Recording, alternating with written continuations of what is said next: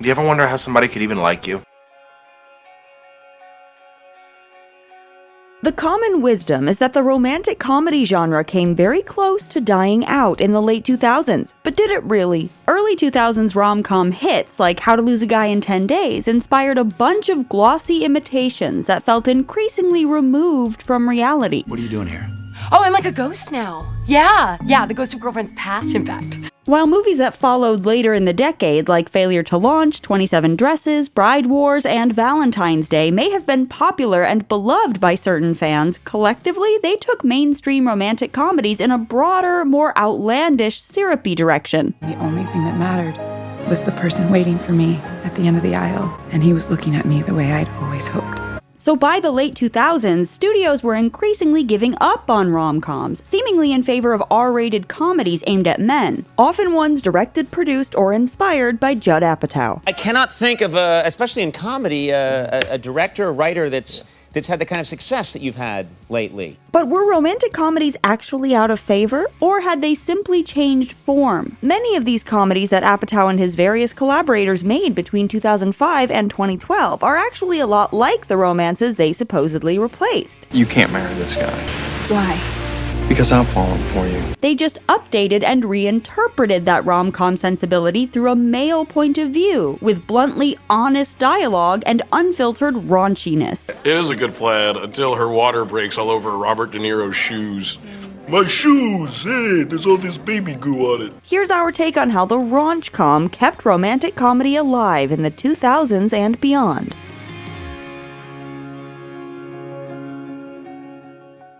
Our new episode of The Takeaway for Amazon Prime Video is out now, and this time we're digging into the series finale of Bosch. We're looking at how Harry Bosch lives by a personal moral code, and how that code is put to the test by corruption and injustice, forcing him to make some big decisions about his future. Decisions which will set up the upcoming spin-off. Once you've watched the Bosch series finale, click the link in the description below to watch our video on the Amazon Prime Video YouTube channel.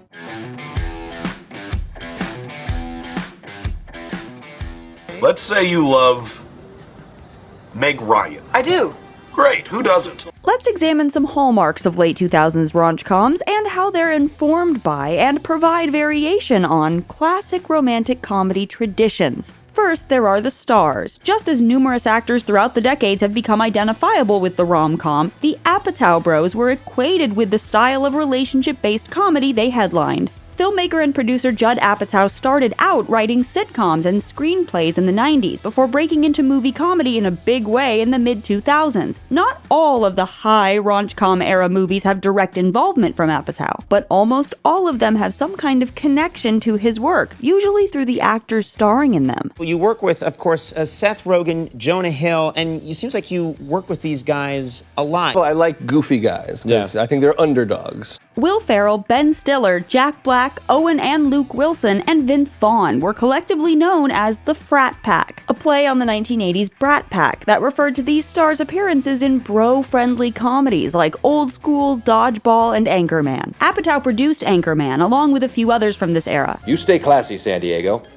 I'm Ron Burgundy. In the late 2000s, all of these guys were joined by a group of less well-known stars, often generated or developed by other Apatow projects. Do you know Vince Vaughn? Have you ever met him? No. I really feel like we get along well.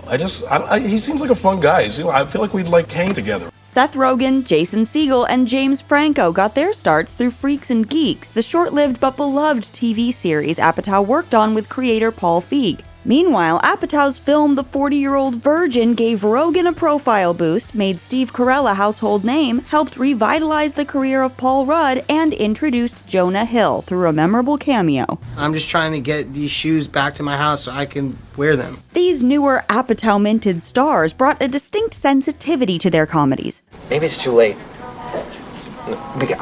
Sometimes I feel that it is just too late for me. While characters played by actors like Adam Sandler, Ferrell, or Vaughn often have a major external goal like winning a big sporting challenge or saving the fraternity house with possible love interests on the side, these Raunch-Com stars tend to focus on interpersonal bonds. Whether the plot centers on sex, friendship, I just want to go to the rooftops and scream, I love my best friend Evan. The end of a long-term romance. We could leap off this rock and wouldn't hurt us as bad as they did. or accidental family ties. What's at stake in these movies isn't the big game, but the relationships. We were supposed to go to college together, Evan. Since we were little kids, since elementary school, that's all we've ever talked about, was us going to college together. It's actually because these movies are so relationship-based that they get so raunchy. And their raunch is largely verbal. We should be guiding his, not blocking it. Emphasizing dialogue rather than gross-out gags, slapstick, or mean-spirited humiliation of the characters. This harks back to classic romantic comedies like When Harry Met Sally, or even older films like His Girl Friday or The Philadelphia Story, where how the characters talk is an integral part of their courtship. Seems like yesterday to me. Maybe it was yesterday, Hildy. Been seeing me in your dreams? The content of the dialogue in Raunch-Coms is representative of its place in the history of film comedy at a time when boundaries were stretching. In 1994, the movie Clerks was threatened with an NC-17 over raunchy dialogue. How many? Well? Something like 36? What? Something like 36? But by the late 2000s, that kind of talk about sex and relationships had become less shocking. And since most of these movies are ultimately about relationships, the style of comedy fittingly emphasizes communication, even if what the characters are communicating is full of sex talk and swear words. You scratch our backs, we'll scratch yours. Well, Jules, the funny thing about my back is that it's located on my The raunchy dialogue comes hand in hand with another hallmark of this era, which diverges from classic rom-coms, the use of improvisation. I'm gonna slit somebody open like a fish and drink their blood.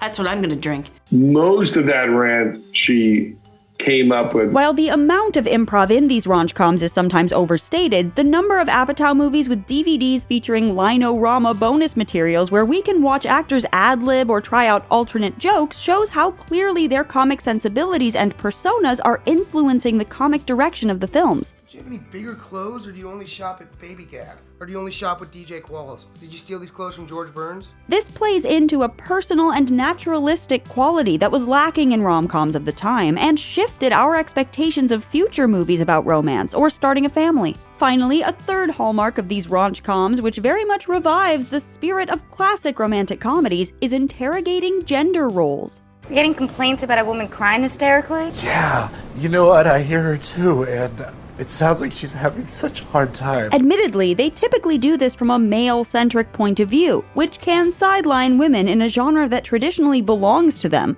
But visiting male feelings and sensitivity in this way was also refreshing and valuable. I know my job is to just support you in whatever it is you want to do. Whereas earlier frat pack comedies celebrate men remaining in a state of arrested development, We're good, streaky!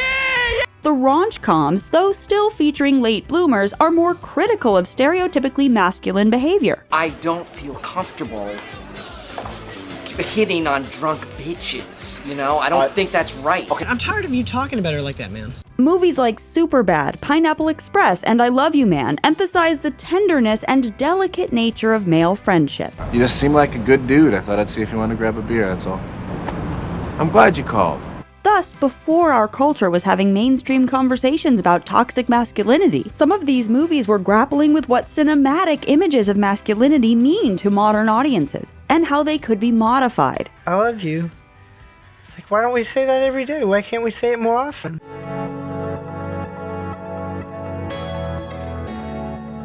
A longer look back at the history that led to these films reveals many comedies navigating that balance between raunch and romance. One of the biggest shifts in R-rated comedy came with the 1998 release of There's Something About Mary, which positions itself largely as a romantic comedy. After all, it's about a lovesick nerd who reconnects with the girl of his dreams and confronts a series of rival suitors. I mean, none of them love you, really. They're just fixated on you because of how you make them feel about themselves. Another milestone followed a year later with the success of 1999's American Pie, where a group of 4 high school seniors make a pact to lose their virginities by prom night. Here's the deal.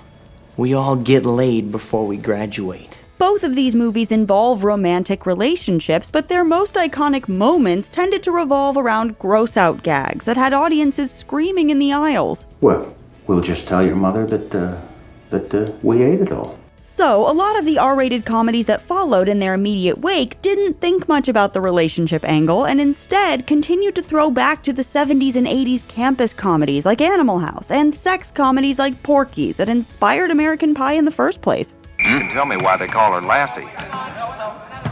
Just get her up in the equipment room. You'll find out. Hence the movies of Todd Phillips, like Old School, a film that's basically about its characters' nostalgia for Animal House-style antics, which they then recreate as middle-aged men. This is called Rush. We are officially starting a fraternity. The Hangover and its sequels pay lip service to friendships, but follow the debauchery more. Phil, do not go in the bathroom. Al, just calm down. Sweetie. Phil, there is a tiger in the bathroom. So it's important to distinguish between the Hangover style of envelope-pushing R-rated comedies and the more ambitious, thoughtful, Apatow-esque Raunch-Coms. You read the baby books? Yeah.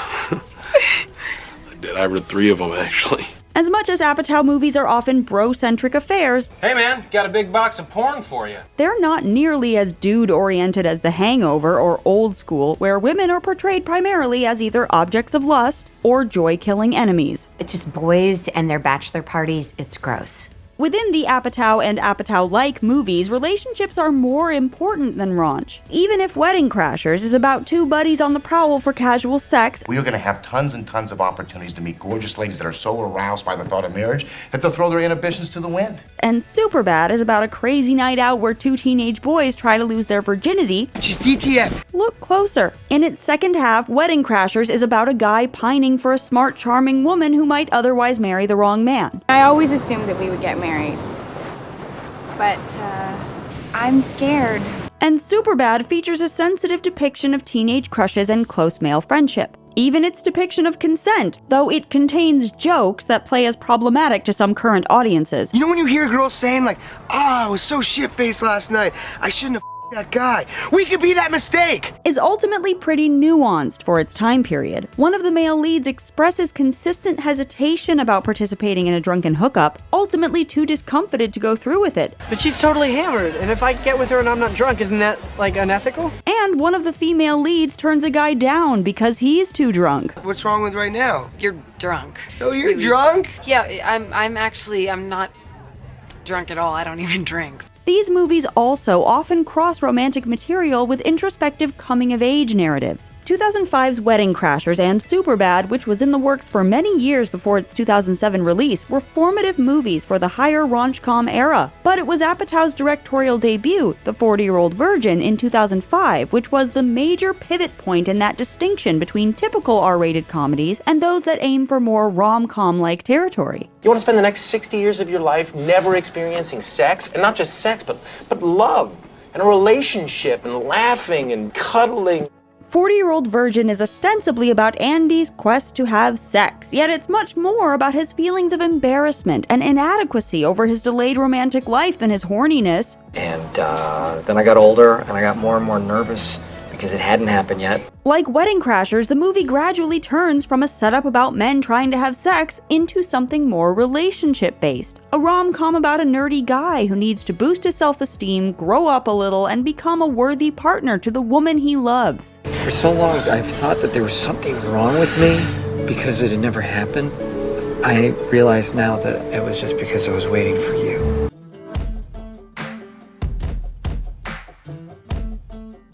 The Apatow-related Raunch-Coms of this era didn't just flip romantic comedies into male narratives. They also helped revitalize a genre that was growing tired and unrelatable. They helped the romantic comedy grow up by bringing the honesty. Dialogue-based humor is a rich rom-com tradition, but the R-rated talk in these movies is also a vehicle for bluntness and honesty. Marriage is like an unfunny, tense version of Everybody Loves Raymond.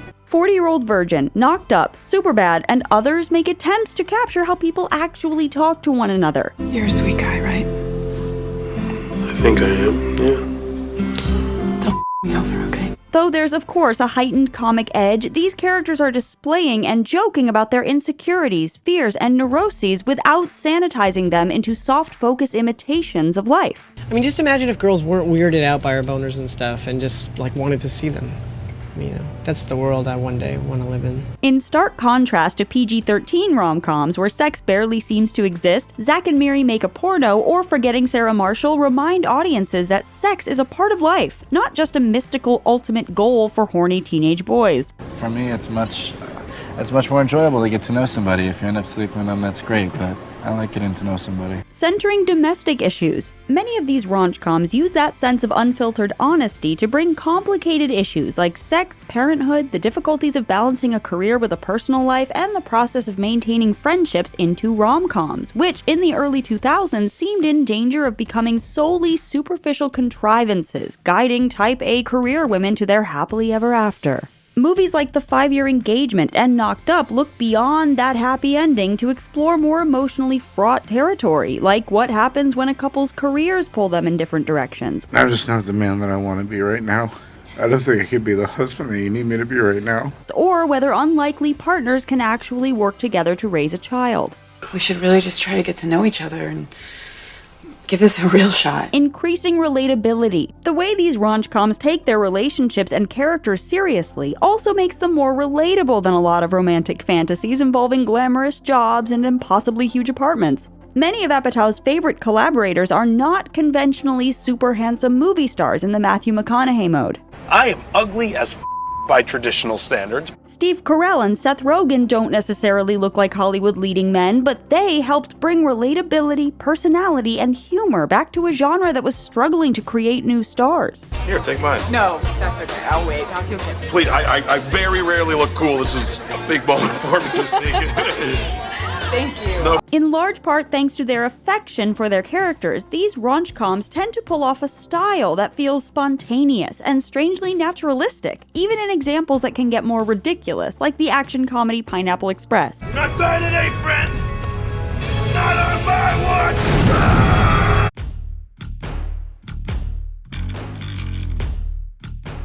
Eventually, the go-to stars and filmmakers of the Apatow raunch-com era weren't doing as many movies together. And anyway, there are only so many times you can watch a guy in his 20s or 30s or 40s 40's the new 20. Learn how to navigate a successful romantic relationship. Some of the later films in this cycle moved further away from rom-com elements into darker territory. I know what's happening is so bad, but I'm on all this Percocet. The Apatow-produced Step Brothers functions in part as a satire of movies where emotionally stunted men have to grow up. Hey, I never asked you. Yeah. You like guacamole?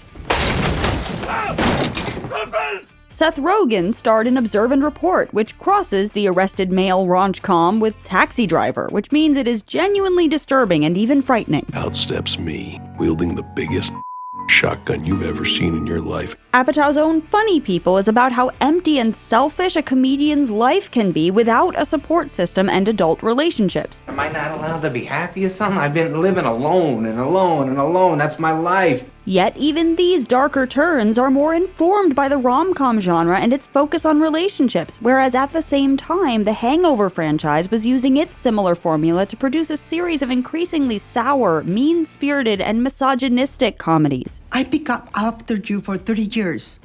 I clean your room, Mr. Allen.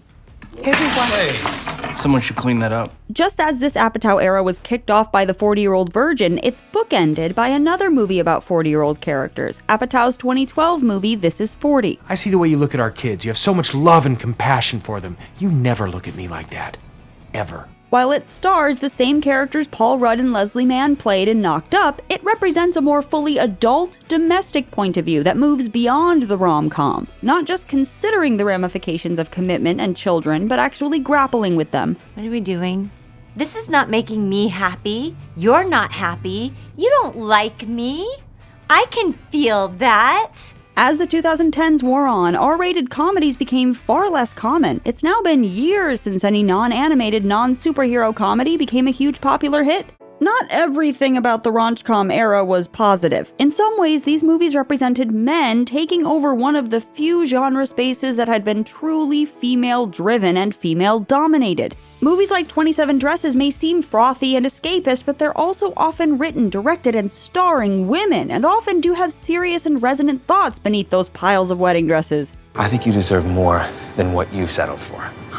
I do. So it could be argued that the Apatow movies helped marginalize some woman-centric stories, with more movies about how men react to relationships, domestication, coming of age later in life, centering the male point of view, which already dominated almost every genre. You know, they say don't drink and drive.